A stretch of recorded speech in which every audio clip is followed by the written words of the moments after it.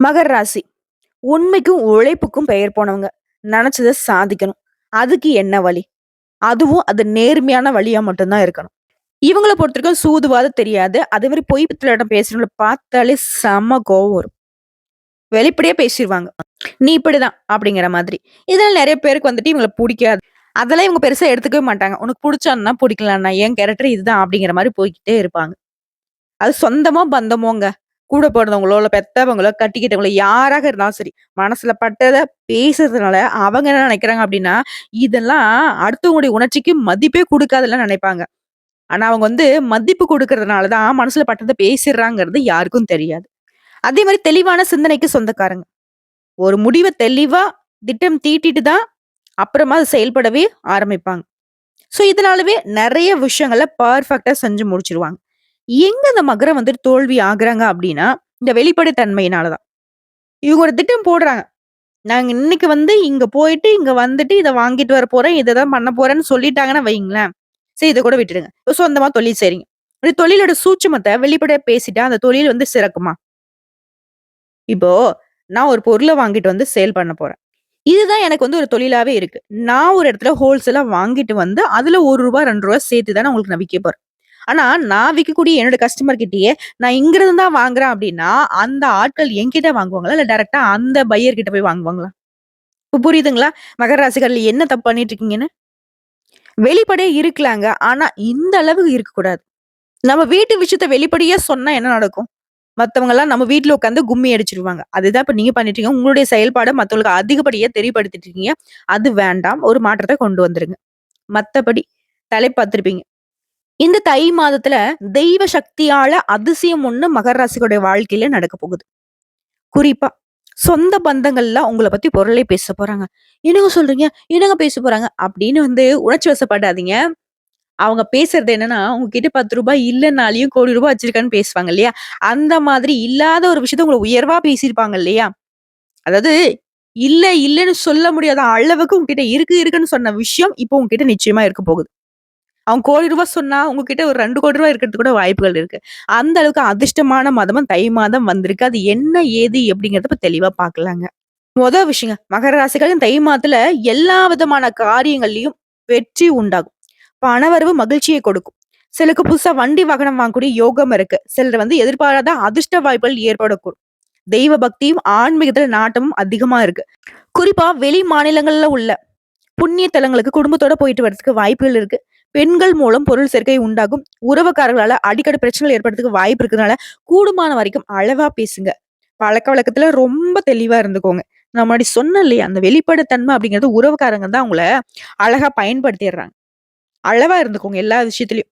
அதே மாரி குடும்ப வாழ்க்கை பொறுத்து கணவன் மனைவிக்கிடையே இருந்து வந்த கருத்து வேறுபாடு மறைந்து அந்யோன்யம் அதிகமாக போகுது. தாய் வழி உறவுக்காரனுடைய வருகையினால உங்களுக்கு இருந்த சங்கடங்கள், பாதிப்புகள் எல்லாமே மறையுதுங்க. குறிப்பா மாதத்துடைய பிற்பகுதியில உடைய உடன்பிறப்புகளால நீங்க எதிர்பார்க்கக்கூடிய உதவிகள் கிடைக்கும். நண்பர்களால வாழ்க்கையில் நல்ல திருப்பங்கள் ஏற்படும். மேலும் அக்கம் பக்கம் இருக்கிறவங்களாலயும் உங்களுக்கு மறைமுகமா தொல்லைகள் ஏற்படுறதுக்கு வாய்ப்பு இருக்கு. அதனால எல்லார்கிட்டயுமே எச்சரிக்கையா இருந்துக்கோங்க. இதே சொந்தமா தொழில் செய்யக்கூடிய மகர ராசிக்காரர்களுக்கு தொழில் வியாபாரத்துல நீங்க எதிர்பார்த்தத விட லாபம் அப்படிங்கிறது ஒரு படி அதிகமாவே கிடைக்கும். ஆனா முன்ன பின்ன தெரியாதவங்க கிட்ட யார்கிட்டயும் வியாபார பேச்சுவார்த்தை இருக்கக்கூடாது. ஒப்பந்தம் பண்றது இந்த மாரி எந்த ஒரு விஷயத்தையும் நீங்க செய்யக்கூடாது. மத்தபடி பணியாட்கள் உங்களுக்கு ஒத்துழைப்பா இருப்பாங்க. லாபம், தொழில்ல நல்ல வளர்ச்சி இருக்கும். இதுவே உத்தியோக பணிகள்ல இருக்கக்கூடிய மகர ராசி. ஆண்களோ, பெண்களோ, தனியார் துறையோ, அரசாங்க துறையோ. அலுவலகத்துல பதவி உயர்வு, ஊதிய உயர்வு இந்த மாதிரி சலுகைகள் கிடைக்கும். பணிச்சுமை கொஞ்சம் அதிகமாவே இருக்கும். சக ஊழியர்கள் உங்களுடைய பணிகளுக்கு உதவிகரமா இருப்பாங்க. மேல் அதிகாரிகிட்ட பாராட்டுகளும் உண்டு. அவருடைய அன்பும், ஆதரவும் அதிகமா இருக்கனால, பணியிடச் சூழல் அப்படிங்கிறது உங்களுக்கு உற்சாகத்தை கொடுக்கும். மேலும் சொல்லணும்னா, மகர ராசிக்காரர்களுக்கு தை மாதம் அப்படிங்கிறது ராஜ யோகத்தை கொடுத்திருக்கு. நிறைய நல்ல பலன்கள அனுபவிக்க போறீங்க. அதாவது உங்களுக்கு 8ஆம் பாவ அதிபதி, அதாவது அஷ்டமாதிபதியாக இருக்கக்கூடிய காலபூஷனுக்கு 5ஆம் பாவ அதிபதியாக இருக்கக்கூடிய சூரிய பகவான் உங்க ராசிக்கு அமர்வதனால, சூரியன் உங்க பக்கத்துல வருகிறப்போ, கண்டிப்பா உங்களுடைய பிரச்சனைகளுக்கு தீர்வு கிடைக்குது. ஆத்ம விருத்தி உண்டாகுது. ஆன்ம விருத்தி உங்களுக்கு கிடைக்குது. தை மாத்த பொறுத்தவரைக்கும் சூரியனுடைய அமைப்பு அப்படிங்கிறது உங்களுக்கு ஒரு உத்வேகத்த, தைரியத்த, வீரியத்த, போராடி வெற்றி பெறக்கூடிய தன்மையை மேம்படுத்தி குடுக்குறாரு. கடினமான உழைப்பாற்றலை வெளிப்படுத்துவீங்க. உங்களுடைய உழைப்புக்கான விருதுகள், பாராட்டுகள் கிடைக்கும். நீங்க எடுத்த காரியங்கள் எல்லாத்துலயுமே முன்னேற்றம் இருக்கும். தடைகள், தாமதங்கள் எல்லாமே விலகி, எதிரிகள் இல்லாம போவாங்க. கோர்ட்டு கேஸ் வழக்குகள் கூட உங்களுக்கு முன்னேற்றத்தை கொடுக்கும். உங்களுக்கு சாதகமான தீர்ப்பு கொடுக்கும். குறிப்பா மகரத்த குரு பார்க்கறதுனால துன்பங்கள் அனைத்துமே தீருது. மனசுக்கு தெளிவு கிடைக்கும். இதே படிக்கூடிய மாணவர்களுக்கும் சரி, உயர்கல்விக்காக வெளிநாட்டுக்கு போகணும்னு நினைக்கிறவங்களுக்கும் சரி, நல்ல செய்திகள் வந்து சேரும். நல்ல முன்னேற்றம் இருக்கும். தடைகள்ல இருந்து இப்ப விடுபட போறீங்க.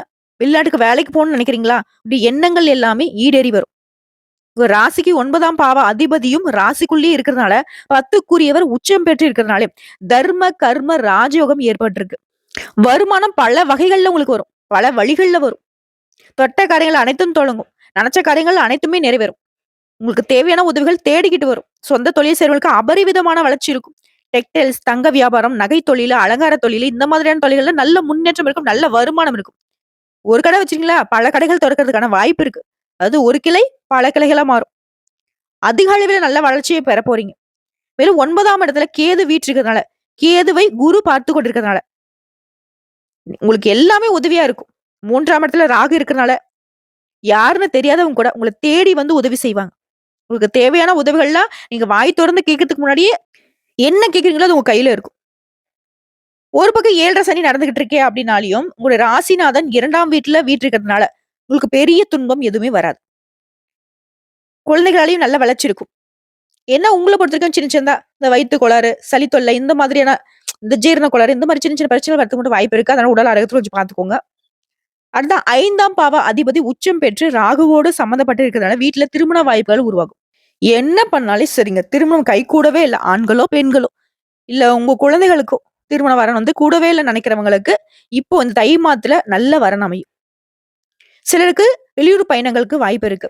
புதிய முயற்சிகள்ல வெற்றி கிடைக்கும். சினிமா துறை, அரசாங்கத்துறை, சுயதொழில் செய்றவங்களுக்கு இந்த காலகட்டத்துல நீங்க எப்படி பார்த்தாலும் சரி, நல்ல உயர்வான நிலைக்கு போவீங்க. நினைச்ச காரியங்கள் நடக்கிறதுனால உங்களுடைய செயல்பாடுகள் உற்சாகத்தை கொடுக்கும் உங்களுக்கு.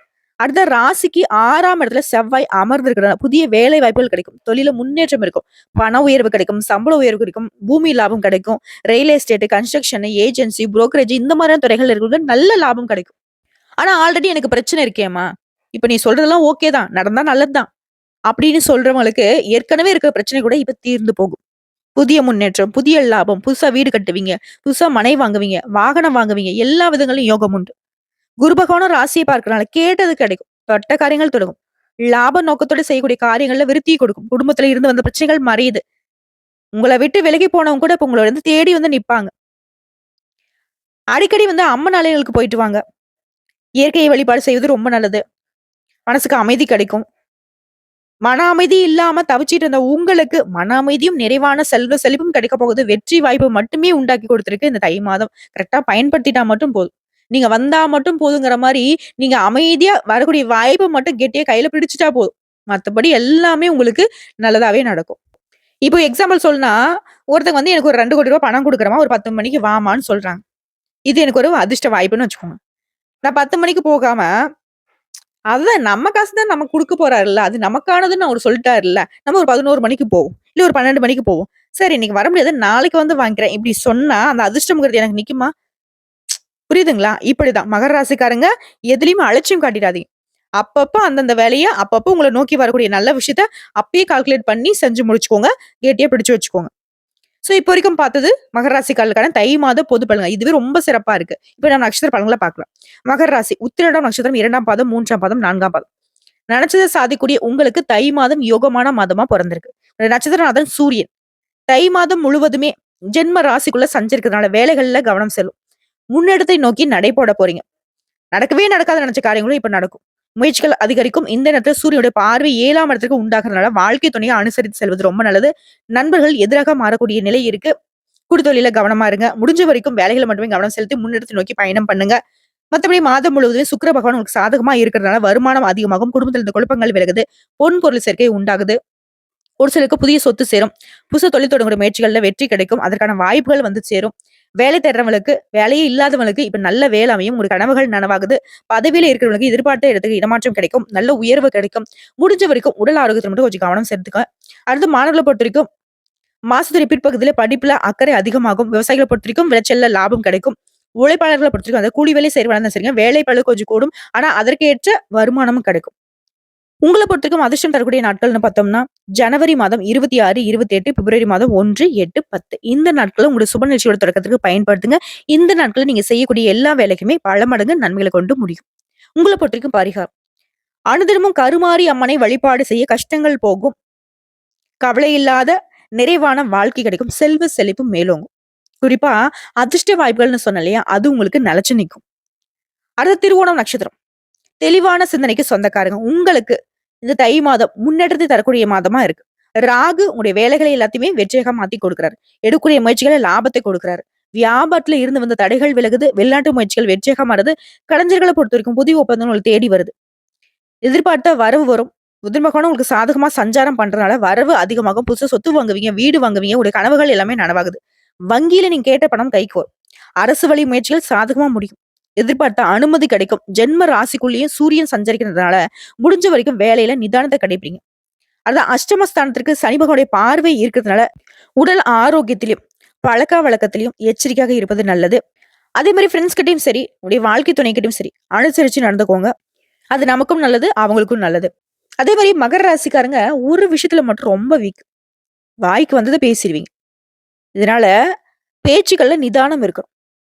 ஓகேங்களா? அதே மாரி குடும்பத்துல இருக்கிறவங்களுடைய விருப்பங்களை தெரிஞ்சுக்கிட்டு அதுக்கு தகுந்த மாரி செயல்படுவீங்க. புதிய நண்பர்கள் விஷயத்துல ரொம்ப கவனமா இருக்கணும். ஒரு சிலருக்கு வந்து நண்பர்களால கூட பிரச்சனைகள் வரதுக்கு வாய்ப்பு இருக்கு.